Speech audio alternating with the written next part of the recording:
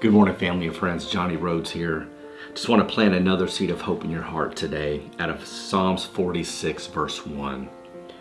God is our refuge and strength, a very present help in trouble.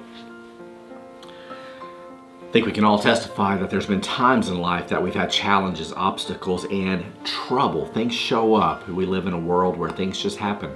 Sometimes of our own making, sometimes we have nothing to do with it and it just shows up on our plate. And here we see the Lord describing that He's a very present help in trouble.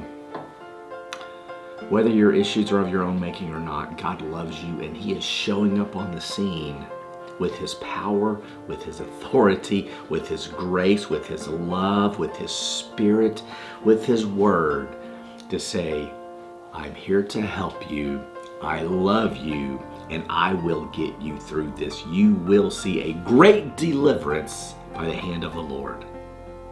Be encouraged this morning.